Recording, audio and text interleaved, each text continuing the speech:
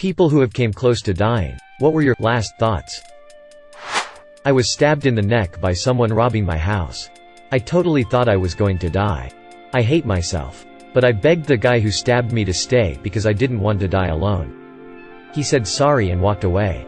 That fucking broke my heart. Thankfully he called 911 for me. Well, fuck. Car accident. I was in a fight and I didn't know I was stabbed in the liver and the lung. I walked away with my friend and collapsed in an alley. I remember bleeding out with calming waves of euphoria washing over me, and I thought, I've lived enough. I'm okay with this. I blacked out and woke up in the back of an ambulance with waves of immense pain assaulting my body. Dying isn't awful. Surviving is awful. I thought I was having a drug overdose. I just remember thinking how disappointed my mum was going to be with me. Was run over by a bus last year. My thought when I went under the tires was, but it's a Wednesday. Who is holding me underwater? I almost passed out. I didn't even know the kid. Your shoe is untied. I said that to my dad before promptly falling down a 20-foot cliff into the underbrush. Broken arm. Fractured skull. Ruptured kidney. Woke up 2 weeks later to my dad saying thanks for letting him know his shoe was untied as he could have tripped. As I was getting the Heimlich, I remember thinking how embarrassing it would be to die at a Renaissance fair. Edit, it was the day before my 29th birthday, so I also remember being disappointed I wasn't going to make it to 30. Edit 2. Thank you all for the responses. It seems like choking at a Renaissance fair is actually pretty common. If anyone knows a cigar salesman that was working at Scarborough Fair 6 or so years ago, give him my thanks for saving me life. Shit. Wasn't the car that hit me white? As I'm looking down at a car underneath me. I'd been hit hard enough I bounced up over the car that hit me and had enough airtime to clear the second one. Props to the driver of the third vehicle. He must have stood on the damned brakes the moment he saw me because he brought the cement truck to a stop before it got to me. Second time I was hit by a car as a pedestrian. I'm now much more careful crossing streets. Not that it's helped much. I seem to have a car magnet in my ass. Funny, for lack of a better word, story. When I was 10, my family went to Florida on vacation with some other extended family. There was a plan where my parents went back home, a few days before my brother and I, so we could stay longer with my aunt and cousins. It was my first time traveling with just my older brother and my second time on a plane. The first being the trip there. Coming into Logan Airport, our airplane started to fall out of the sky. Quite literally. Apparently it only happened for about 3 to 5 seconds. But the pressure made the oxygen masks fall from the ceiling. I'd seen enough movies at that point to know that basically meant we were going to die. I was for sure crying and freaking out like everyone else on the aircraft. For sure the most frightening experience of my life. Bar none. But I distinctly remember thinking, I'm never going to get to finish my Age of Empires 2 campaign. So, a video game was ostensibly my last thought. Edit. This blew up. Thank you, kind strangers. Seems like it was wind that caused it. But let's be honest. Planes are basically black magic to me still. And it was the William Wallace campaign for all those AOE fans. I pictured my husband coming home to an empty house and I desperately hoped people would reach out and make sure he was okay. Couldn't stand the thought of him being alone. That's it. As I looked at the surface of the water I couldn't reach. My throat feels weird. My gums are itchy, and blackness like a deep sleep. Woke up a bit later. Found out I was allergic to crab the hard way. A little over 10 years ago I had the Widowmaker heart attack. I spent the first day in the hospital with a balloon pump assisting my heart to help me stay alive until they could perform the surgery the next day. They told my wife that my chances of surviving were only about 20%. I had the priest in. Family. The whole 9 yards. In the morning, as they wheeled me into the operating room, I was doing the Monty Python bit and get the machine that goes ping. In case the administrator comes by with the surgical nurse who was also a MP fan. The look on the surgeon's face was priceless. And I was chuckling as I went under. My last thoughts were FEH. We got this. The surgeon later told me that I was the only patient in his entire career that came into his operating room laughing. But that my attitude may have been a large factor in my survival.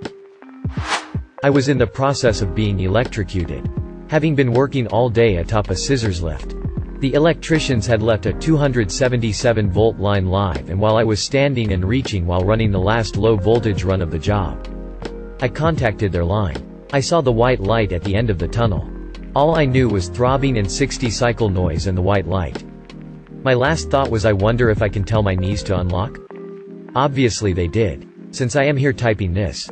Severe electrical burns. Still here livin' the life. Nearly was run over in a town square when a car decided to go through it instead of around it, and went onto the sidewalk. First and only thing to come out of my mouth to my friend next to me before we dove out of the way. Well, that's not good. My heart stopped beating for 7 seconds while I was eating dinner in my hospital bed waiting to be discharged. I realized I was going to pass out and put my arm across my plate so I wouldn't fall face first into it. All I could think of was, this is gonna make a mess. Glad they took their time with the paperwork. Ended up walking out of there 7 days later with a pacemaker at the age of 46. Edit. Holy shit. Thanks for all the well wishes. I'm 57 and retired now. Still have a fib and can't do much of anything without becoming totally exhausted. Nothing seems to work. Now that I have the time. I don't have the energy to do much at all. Just gonna ride it out and call it a day. I remember having a piece of food lodged into my throat at a young age. I was standing there thinking, well, this is it, and I just accepted it. I really don't understand it because I am terrified of death, so I don't get how I just accepted it, but yeah. Edit. This comment blew up and I've never gotten 10k upvotes. I don't want to be one of those comments that thanks everyone for all the upvotes, but it's a weird feeling waking up to 70 Reddit notifications. I never got to have my own cat. I was 6 years old. In the hospital with mono and strep and being administered antibiotics that I was having a severe and violent allergic reaction to. Everything was slow and fading, and honestly I don't know how I'm still alive. Luck. I guess. I got my cat though. I thought about how I didn't buy enough pizzas from my favorite pizza place. It's pretty good. But thinking about pizza when you think you're dying is pretty depressing in retrospect. Had a stroke last year and was taken to the by my brother.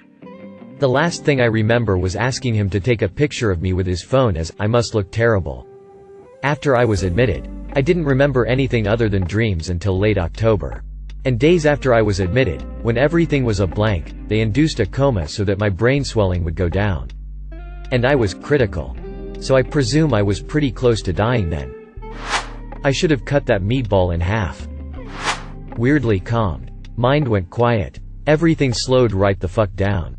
Afterwards though, mind screamed. For what it's worth, car accident, 100 km/h 270-degree spin in front of an 18-wheeler. Across 2 lanes. Down the embankment and slid between 2 concrete drainage pipes.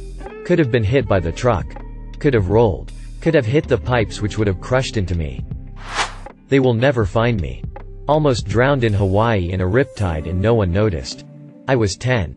Thankfully I was a very strong swimmer and managed to swim out of it. But I was quite a ways out. The beach was very narrow, close in with rocks on each side. So I basically had to get pitted by a huge wave at the end to get through the last 20 yards. Crawled up on the beach. Literally exhausted. Got yelled at for staying out too long. Edit. As everyone says. Learn riptide and current safety. Don't fight it. And swim sideways if possible.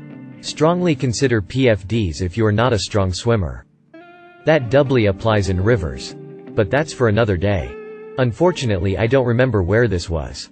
It was 1988 and I think it was a small hotel beach.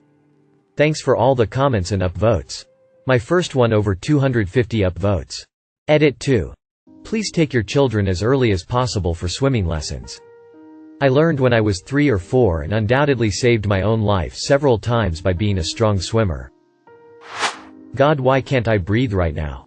Just wish I could breathe. Oh, I'm getting tired, anaphylactic shock. Each time. Oh shit. My sister had to see me drown. I felt pretty calm about it though. Fuck, am I having a heart attack? There's no way, I'm not thin enough for that. My thoughts as my heart went into palpitations due to severe electrolyte imbalance BC of anorexia. Spoiler alert, I was thin enough. The doctor told me I could have dropped dead at any moment. Took me a while for recovery to click and several hospitalizations, but 6 years later I'm doing pretty good for myself. What the fuck? Ow. Son of a bitch. Aw fuck, don't run me over. Me being run over by a car while on my motorcycle. Edit. 2 things. Firstly, it was a hit and run. They left me for dead in the middle of the road. Secondly, to everyone asking if there was permanent damage, yes. My short-term memory is a little funny some days because I slammed my face against the side of his car. I had a helmet on. But I still tasted that metal taste you get after you have a nasty head impact, which means I probably had mild bleeding in my skull somewhere. Also physically I got lucky in terms of not road rashing all that much because I was wearing gloves and a sweatshirt that was fairly baggy and the fleece more or less shredded away, so I didn't have to. I do have a permanent limp on my right side from when my hips impacted his car and then impacted the ground. And now I wear a knee brace on my right knee because it wants to twist around unnaturally when I turn. And I have to take ibuprofen every day before work or I can't function very well. And #X200B. I had no insurance, car or medical, so I just limped my ass to the nearest gas station. Bought a couple of beers so I could make my muscles relax. They were spasming out of control, and called my brother to come pick me and my bike up. And #X200B. After I could walk again, which took about 2 months. I actually fixed the bike back up and I still ride it to this day. Although now I don't ride on the weekends anymore because of retarded drunk people. I was 16 years old. I had my lower right wisdom tooth come in and it broke the tooth next to it. That caused an abscess, which led to an infection in my jawbone. I was taken to the ER by my mother because she thought I had some sort of lockjaw because I couldn't open my mouth. It was so swollen. The doctor told her that I couldn't be treated there, and so I was ambulanced to another hospital an hour away. I remember slipping in and out consciousness, getting prepped for the surgery and having my dad there. The last thing I remember thinking was that I didn't want to go yet. I would make so many people devastated if I died. I remember crying before and my dad just calmed me down and told me he loved me. I recovered in the hospital for a month. Got a visit from my then boyfriend, now husband. Missed high school finals of that year. And was discharged on Christmas Eve. Edit. Thank you, everyone. It was a hard time but I got through. Thank you for sharing your stories as well. And thanks for the awards. Edit. I see some misunderstanding about the finals thing. In my high school we had semester finals and end-of-year finals. Sorry for the confusion. The semester finals are the ones I'm talking about. Everything is so slow and I can't move. Anaphylactic shock right before losing consciousness. I tried to commit via sleeping pills. My last thoughts were just pure relief. Because either I'd finally get the help I needed or the pain would end forever.